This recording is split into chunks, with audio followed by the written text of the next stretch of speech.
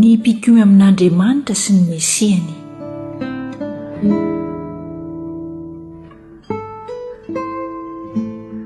Nahoana no mitabataba ny jentilisa ary misaina hanohany foana ny firenena? Ireo mpanjakany tany mitsangana ary ny mpanapaka miara-mioko hanohatra ny Jehovah sy ny Mesiany ka manao hoe: oka ho tosantsika ny famatorany ka aritsika hiala amintsika ny famehezany.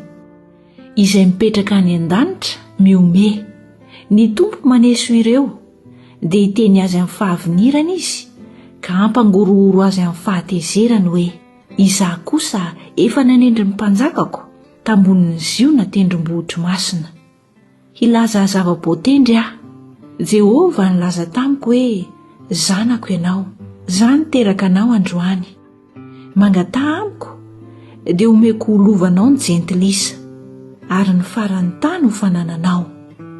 Ho torotoroinao amin'ny tehimby izy toy ny famaky vilany tany no hanamontsy mitsananao azy.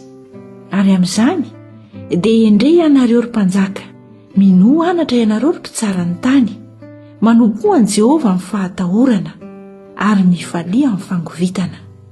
Manoroa ny zanaka fandrao ho tezitra izy ka ho vereny an-dalana ianareo, fa vetivety dia hirehitra amin'ny fahatezerany, sambatra izay rehetra mialoka aminy.